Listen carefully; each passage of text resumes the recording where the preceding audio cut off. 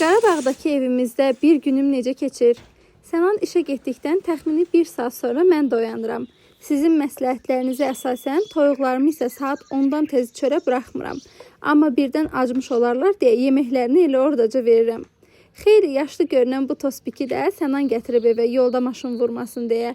Yaşını halqalarına baxıb hesablamaq olur dedilər ağac kimi. Bir neçə gündür də suyumuz gəlmədiyi üçün paltarlar biraz yığılmışdı. Bugün təxmini 4 dəfə paltar yumuşam. Böyüklərim məni pis görməsin, amma bu pastelləri asmaq mənə ən çətin gələn işlərdəndir. Səhər yeməyimi də toyuqlarımın yumurtası ilə edirəm. Havalar günəşli olanda əsla evdə qalmağı sevmirəm. Yağışlı olanda isə evdən çıxmıram. Hələ yeməyə başlamamış asqırma seansımı da tamamlayıram. Bu mənzərədə yemək yeməyin ləzzətini heç bir restoranda almaq mümkün deyil məncə. Təbiətin içində olan restoranlar xaric təbii ki. Bir də könül istərdi ki, buradan bir çay axsın. Özüm də doyduqdan sonra toyuqlarımı və ördəyimi açıb buraxıram.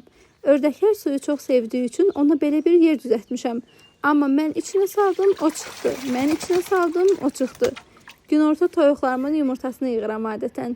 İstəyirik bu həyət bacanı təmizlədikdən sonra əlavə toyuqlar da alaq. Alınsa sabah buraların otunu da biçəcəyik. Onun da videosunu çəkib paylaşacağım sizinlə. Qarabağdan hamınıza salamlar. Maraqlıdırsa səhifəmi izləməyi və rəy yazmağı unutmayın.